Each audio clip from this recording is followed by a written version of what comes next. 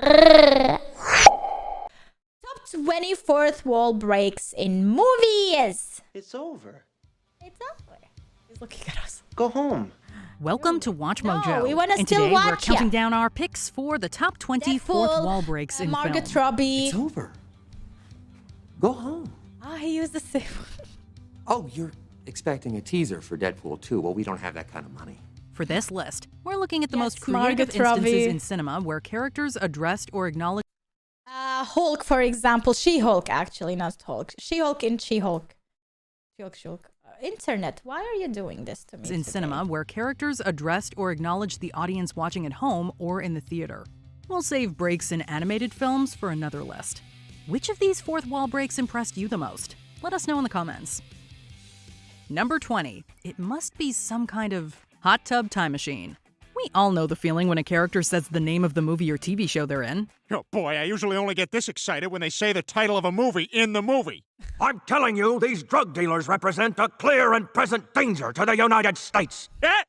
He said it! He said it! Hot Tub Time Machine had a little fun with that. In this ridiculous premise, four friends realize they've accidentally gone back to the year 1986 after partying in, you guessed it, a hot tub. During the moment of realization, Craig Robinson's Nick says the film's title and gives a deadpan look directly into the camera. It must be some kind of hot tub time machine. Of course there would be a line referencing the silly title, but to pair it with a fourth wall break that calls attention to movies saying their own names? Simple I have never but seen genius. this movie. Number 19. Bath scene. 1 week.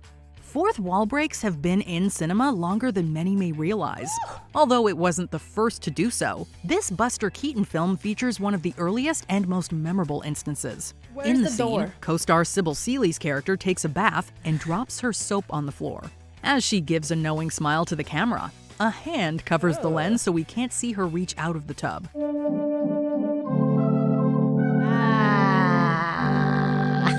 Juicy. It was a pretty racy joke by 1920s or even today's standards. However, it's so cheeky that we also can't help but laugh. Buster Keaton was truly a trailblazer of visual gags, stunts, and even the fourth wall break. This looks like really entertaining. They're building the house. Number 18. Fighting with the Narrator, George of the Jungle. Adapting an incredibly silly cartoon into live action can be tough. Fortunately, this adaptation was willing to be just as ridiculous as the source material. Like I've seen the this plot as a follows kid. a Tarzan spoof yeah. named George of the Jungle as I he watched tries to Tarzan. protect his home from evildoers. I love Throughout the Tarzan. movie, the witty narrator has a lot of fun making fun of Yeah, the the movie's movie was villains. horrible, but I In love one the scene, Fraser. he takes shots at two poachers who find themselves in a tight spot. Oh no! George of the Jungle. It's called George of the Jungle. Yeah, it's not called Why don't you say Tarzan. something constructive for a change? Like what we should do now? One of them gets fed up and starts arguing with the narrator. Hearing the omniscient voice have fun with the gag by changing the speed and sound of his voice made the joke more charming. Thor, were you fighting with the narrator? Well, he started it. Did not. You did too. Did not. You did too. Number 17. The Daily bad Regimen, The Wolf of Wall Street. Oh, yeah. Chronicling the real-life whole rise and fall of movie is about him stockbroker Jordan talking to Belfort. us. The Wolf of Wall Street offers a lot of insights into his wild life. The lead character takes particular pride in his dangerous diet. As Belfort leaves his love this extravagant movie. house, he lists all the substances he takes on a regular basis, before mentioning his personal favorite object, money. Well, because it's awesome. Want to make them. It isn't just Belfort bragging about himself. In fact, he's actually selling the audience on this lifestyle and the power that comes with it. Considering the rest of the movie shows just how incredible a salesman he is, this scene is a great setup. It also makes you a better person. You can give generously to the church or political party of your choice. Number 16. Hater meets creator, Annie Hall. Do you ever wish you could pull out the creator of something to win an argument online? Because we do all the time.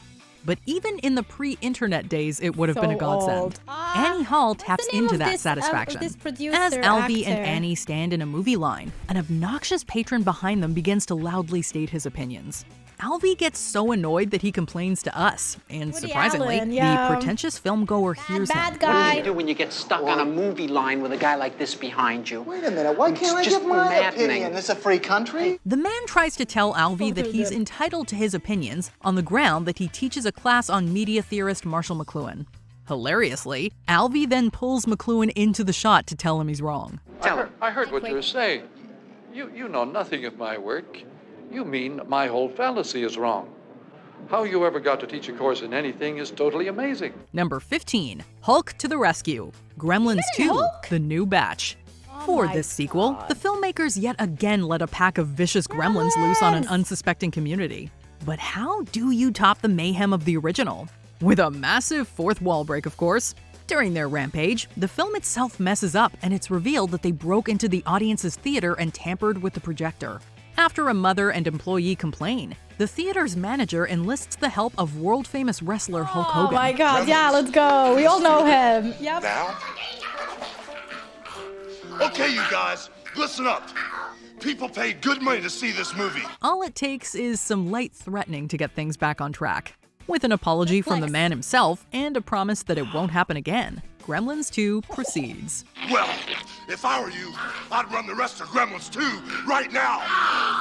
Sorry, folks. It won't happen again. Number 14. Who'd pay to see that? Jay and Silent Bob Strike Back. this. After finding out a movie based on the comic time they star in ago. is being made, the eponymous Jay and Silent Bob track down the creator for a paycheck. Oh my god, don't tell me you have no idea there's a movie being made of the comic you two were the basis for? What? Since when? He explains that the rise in popularity in comic book movies has led to studios buying up every property. The entire scene is littered with nods toward Hollywood filmmaking and toxic fandom. Additionally, Ben Affleck also comments on his real-life self. However, the biggest fourth wall break comes when discussing the lowbrow humor of their comic. After asking who would pay to see such a thing, they all give a look into the camera. Jay and Silent Bob movie? Who'd pay to see that? It's a great joke at the audience's expense. Number 13, The Literal Wall, Blazing Saddles. Blazing Saddles is full of wonderful comedic action bits, but there's absolutely no topping the final one. During the climax, a massive brawl breaks out between the villains and the citizens of Rock Ridge. However, it then cuts to the set of a musical mid-production. Throw out your hands, stick out your tush, hands on your hips, give them a push. You'll be surprised you're doing the bridge mistake. Voila! All right, cut! Audiences may have been wondering what was happening. In an impressive display of taking things literally, the chaotic fight breaks through a literal wall, spilling out into another set. The bit goes on for a while, going from the Warner Brothers lot to the famous Chinese theater in Hollywood. We have to respect the commitment to this hilarious bit. Wow. You shot the bad guy. Well, what do you want to do now? Come on, let's check out the end of the flick. Yeah. Gee, I sure hope there's a happy ending. Number 12, Into the Camera, Trading Places.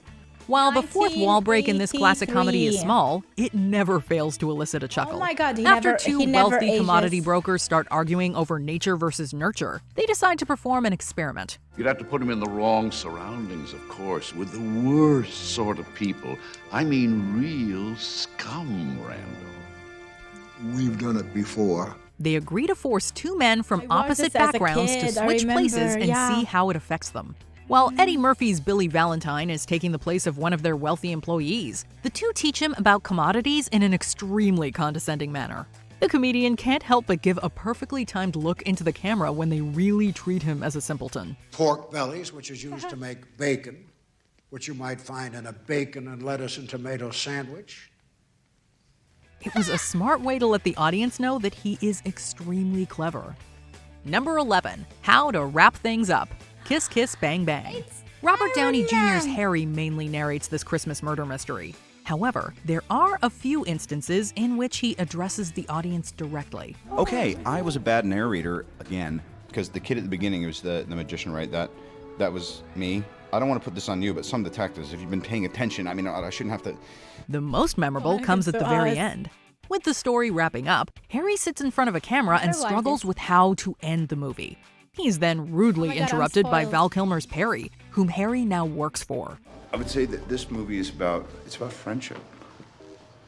Friendship is What are you doing? Is sacred. I'm just trying to wrap up the movie and leave the people with a message. It seems Perry also understands he's in a movie, making jokes about us validating our parking and apologizing to Midwesterners for swearing so much. Even a few more seconds with these two was comedic gold. But it was also a clever way to end a movie that was already exceptionally cleverly written. Please stay for the end credits. If you're wondering who the I best feel like I boy wanna is, watch it's someone's this. nephew. Don't forget to validate your parking. Number 10. Courtroom Scene. Goodfellas. As far back as I can remember, I always wanted to be a gangster. From the moment Henry Hill tells us he always wanted to be a gangster, we hang on his every word. Throughout this crime classic, Ray Liotta's narration carries us through life in the mob, but it becomes more of a confessional as he turns informant against them. This change is represented visually during his trial. As the scene goes on, the overhead narration turns into a fourth wall break where Henry addresses the camera. Didn't mean anything. When I was broke, I would go out and rob some more. We ran everything. We paid off cops, we paid off never lawyers, watched we this paid one. off judges. He walks around the courtroom as if he's giving a presentation. The final scene shows him living in a suburban neighborhood with a slight smirk to the camera as he laments his average Why life. does this remind An me average of nobody. Jim Carrey's movie? Get to live the rest of my life like a schnook. Number 9. Countdown list within a countdown list. High Fidelity. My desert island. All time, top 5 most memorable breakups in chronological order are as follows. Like many of us here at Watch Mojo, this Rob one Gordon spends his either. time making countdown lists. In the 90s, I was watching comedies, you know. That's it, and horrors. Made with his friends and co-workers are music-based. The ones he constructs with us are based on his love life. Rob lists his all-time top 5 biggest heartbreaks after another failed relationship and spends the movie taking us through each one of them. Upon the realization that he's just lost his greatest love, he lists the top 5 things he misses about her. Top 5 things I miss about Laura. 1, Talking to us. sense of humor. Very dry, but it can also be warm and forgiving. And she's got one of the best all-time laughs in the history of all-time laughs. It's a unique structure for a movie overall, but it also gives the viewer a keen understanding of Rob as a character. John Cusack's charismatic performance also helps. Anyway, I've started to make a tape in my head for Laura. Aww, it's all about Laura. Full of stuff that'd make her happy.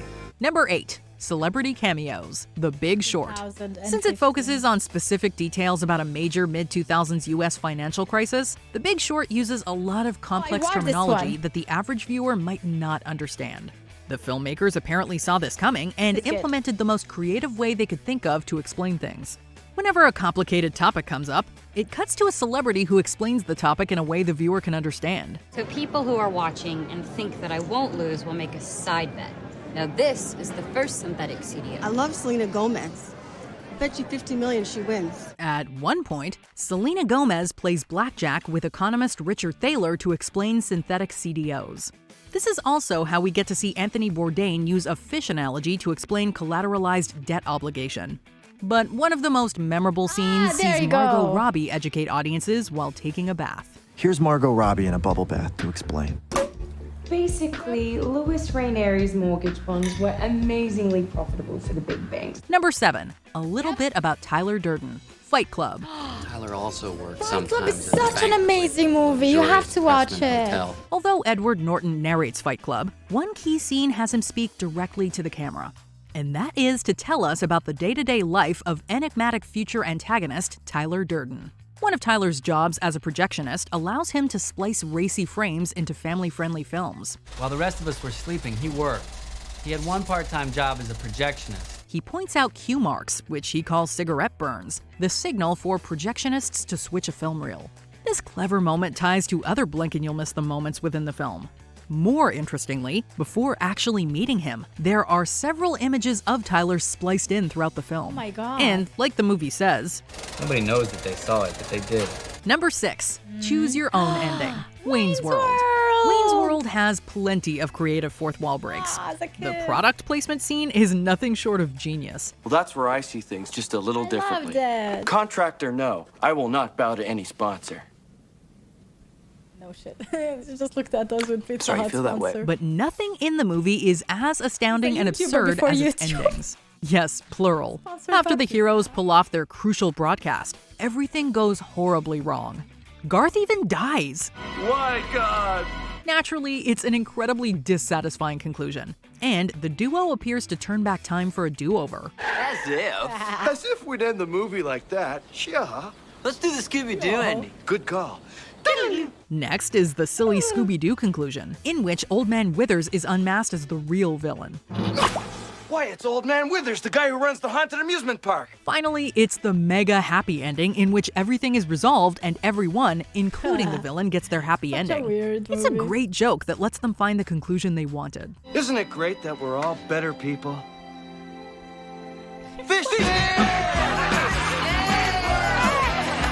Number 5. Get on with it. to these Monty Python actors? and the Holy Grail. See, Fourth I wall never breaks watched Monty Python. Everybody's telling me to watch it. I did react to some clips of it on my YouTube channel, but that's it. Generously sprinkled throughout this comedic gem. But the get on with it bit remains one of our favorites. After Sir Galahad enters a castle in search of the Grail, he's told by Dingo that it isn't there. What would normally be a completely average scene is made so much better by a well-placed fourth wall break. Upon completing the interaction, Dingo turns to the camera to ask if this scene should have been cut. Do you think the scene should have been cut? We were so worried when the boys were writing it, but now we're glad. It's better than some of the previous scenes, I think. She's then told by numerous characters from different settings, some of which the movie hadn't introduced yet, to get on with it. Even God speaks from the clouds to tell her to get a move on. Oh, I am enjoying this scene. Get on with it! Number 4. Be kind, please rewind. Funny games. In both versions of one of the most unique home invasion thrillers ever made, a vacationing Never family watched is this. tormented by two seemingly polite young men. The villainous Paul is acutely aware he's in a movie and even asks the audience their thoughts on what they're watching. There has to be a bet. I mean, what do you think? You think they stand a chance? You're on their side, aren't you? Who are you betting on, And by the time we reach the climax, the antagonist makes it very clear that the family never stood any chance of winning. After the other assailant, Peter, is shot by the mother, Paul frantically searches for the TV remote. He then rewinds the scene to stop her from grabbing the gun that takes Peter out. In the end, they had always stacked their twisted game in their favor. Do you think it's enough? I mean, you want a real ending, right? With plausible plot development? Don't you? Number 3. Never question Bueller. Ferris Bueller's my Day Off. emotions like that. Ferris Bueller is one of the most iconic characters to break the fourth wall in cinema history. He also perfected the post-credits scene long before superhero movies made it a mainstay. It's over. What are you doing? Go home. While we love hearing all his asides throughout the Over. movie, his opening presentation is the most impressive scene. I'm watching it This is from my home. ninth sick day this semester. It's getting pretty tough coming up with new illnesses. If I go for 10, I'm probably gonna have to barf up a lung. So I better make this one count. Through a series of well-laid steps, Ferris out tells all the parents. kids watching how to perfectly fake an fever. illness so that you too can stay home from school. We can only imagine how many high schoolers tried similar methods. The cherry on top is seeing him elaborately set up his bedroom to help keep up the ruse. Life moves pretty fast. If you don't stop and look around once in a while, you could miss it. Number 2. 16 Walls. Deadpool. Oh! 16 walls. Oh, hello. I know, right? It simply wouldn't be a list of fourth wall breaks without the merc with a mouth. Both movies are overflowing with breaks that range from subtle to over the top, like a glorious post-credit sequence in Deadpool 2. Exactly. One Oh my God, the incredibly Green clever Lantern line from the first movie comes when Deadpool introduces his roommate Al. He talks to the camera in both the present and past. Wade happily declares that the number of breaks happening here adds up to something spectacular. Her. Fourth wall break inside a fourth wall break. That's like 16 walls. While we're not 100% about that math, it's a great joke regardless. We can see why Wade couldn't resist calling attention to the memorable achievement. Before we continue, be sure to subscribe to our channel and ring the bell to get notified about our latest videos. You have the option to be notified for occasional videos or all of them. If you're on your phone, make sure you go into your settings and switch on notifications. As good as mine. Number 1, the latest in VHS technology, Spaceballs. It seems many Mel Brooks characters are aware they're in a movie. I lost. I lost? Wait a minute, I'm not supposed to lose. Let me see the script. That certainly did not change in Spaceballs. After losing track of the hero's location, the villainous Dark Helmet relies on his underling for help. Loves that. The solution is simple. They just have to look at a VHS copy of Spaceballs. Not only are they able to use the tape to get crucial information, but they also fast forward to the very scene they're in. What the hell am I looking at? When does this happen in the movie? Now. You're looking at now, sir. Everything that happens now is happening now. The extremely meta moment leads to a comical and philosophical debate about how time works there. Thanks to this fourth wall breaking VHS, Spaceballs created a gag that still makes us laugh now just as much as it did then. Sir! What? We've identified their location. Where? It's the moon of Vega. Good work. Set a course and prepare for our arrival. When? 1900 hours, sir. By high noon tomorrow, they will be our prisoners. Oh! Did you enjoy this video? Was he supposed to be Darth Vader? Oh my god, look at him! Oh! Did you enjoy this video? Darth Vader. Check out these other that clips from Watch actually looks Mojo. like something And I be would sure like to subscribe watch. and ring the bell to be notified. That's definitely something I would like to watch. If you have sometimes like funny clips from old movies that you still think they are relevant and funny today, make sure to share because I'm sure I missed it out, or maybe I watched it a long time ago and I want to just remember those movies. Such a cool idea.